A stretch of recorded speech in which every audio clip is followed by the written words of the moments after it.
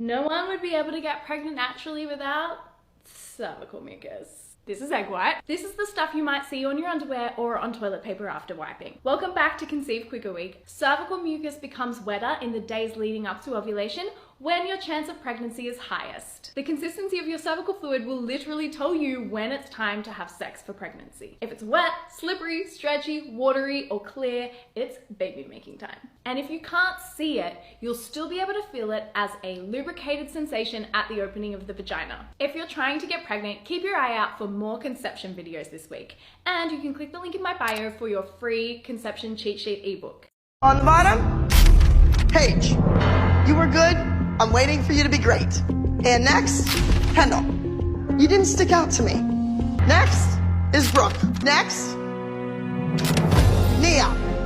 You're third on the pyramid. You were third overall high score. And Mackenzie. And on top of the pyramid, going 3 for 3, once again, is Maddie.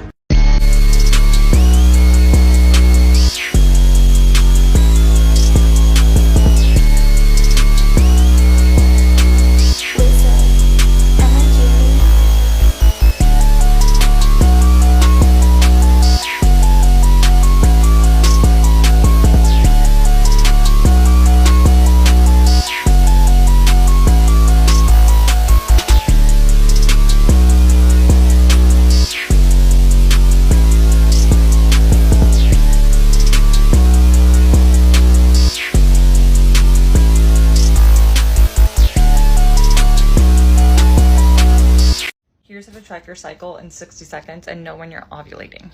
Watch this video to hear a little bit more, but in this economy, probably not a good idea to put all of your information in a period tracker app because government. Step 1, get yourself a calendar. I'm gonna use August as an example because that's next month and a couple days from now. Day 1 of your menstrual cycle is the day you first start bleeding. So as an example, I mark day 1 in my calendar. Then let's say my period lasts for 5 days. So then we mark this one. So these days right here is your period length. Now you need to calculate your cycle length. Cycle length refers to the time in between one period to when you start your next period. So on this example, you had your period and then la la la, you're doing good. And then on the 28th, you get your period. Now this is an example of a 28-day cycle. Now we have to calculate ovulation. I'm sorry I couldn't do this in 60 seconds. Go to the next one. I'm mid-cycle. My estrogen is rising. My libido is acting like a hoe.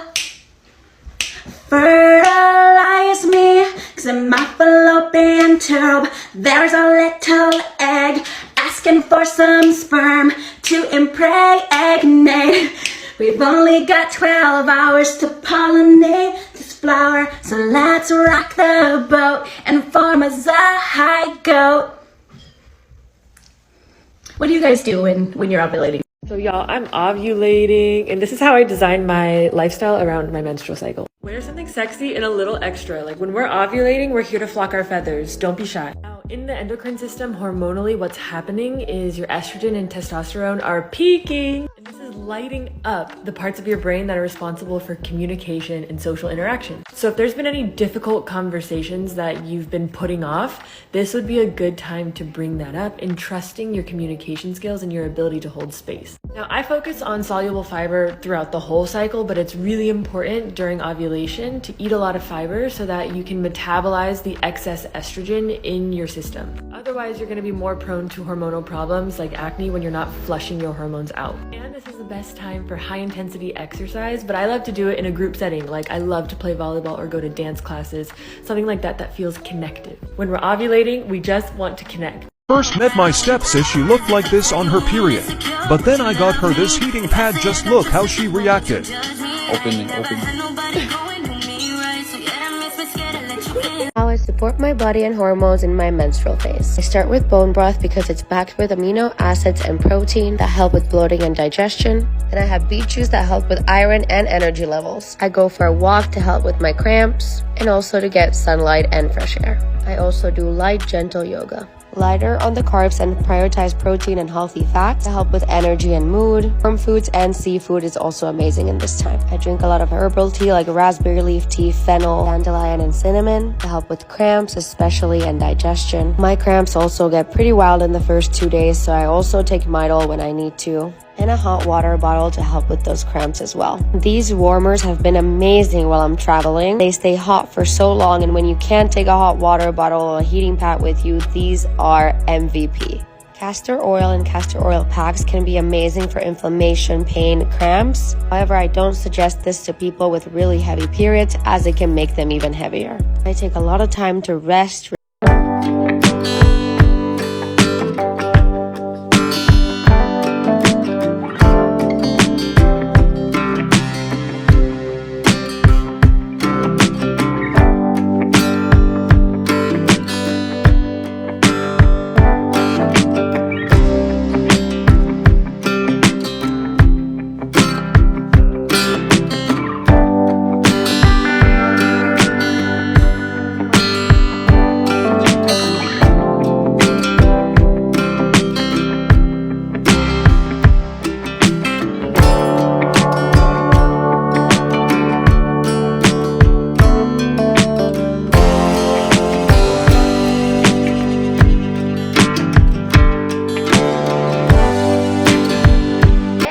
Was released from an ovary was a follicle, and overnight in a 24-hour period that turns into a gland called the corpus luteum.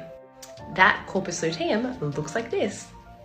Corpus luteum grows to nearly 4 centimeters in size overnight. It grows its own blood supply, and this is the main event of your cycle is ovulation, because we get the corpus luteum. As I said, the corpus luteum is a gland, and from that gland it secretes progesterone. Progesterone is crucial in pregnancy, so if that egg was fertilized, it then goes down and burrows in the uterus lining. Progesterone is what helps hold it there all the way up until around 12 weeks. When that baby has its own placenta, then the placenta takes over. However, without progesterone or progesterone insufficiency, that egg will not hold in place and we will have an early pregnancy. And if you're not pregnant, progesterone is so crucial. 1, it works with estrogen in its beautiful relationship to do the things that it needs to do. 2, it's our natural anti-anxiety hormone. It's amazing. 3, it helps with our bone health, our heart health, our skin health, all of the things that we need to thrive as a woman, long term and short term. Progesterone is essential. If you're not ovulating for whatever reason, it being hormonal contraception, PCOS, it might be a thyroid condition, it might be under eating, you need to get that checked because you need to ovulate for long-term health. It is so important. Alright, so here is a look at my ovulation book this cycle so far. And a review with these easy at home strips. I don't know if you can tell, but this pack I got, the 100 pack, the lines are so much fainter. Whereas if you look at the previous cycle, look at the difference. I feel like there's a massive difference. And what was different, that these ones were in a 25 pack, got them on Amazon, whereas these ones came in a 100 pack and I got them on Amazon. So I loved these strips when they looked like this, but I'm not very happy with the inconsistency, and I have seen other women have the same problem. Bought them from the exact same place, so like, I don't know. But in saying that, these are still my favorite strips to use. As you can see, I was still able to get my peak. It's just the line, the dye is really faint. One more look.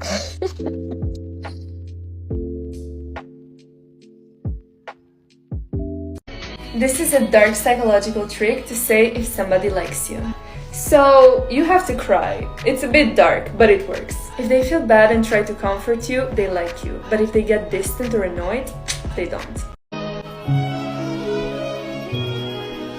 Reduce your expectations to 0.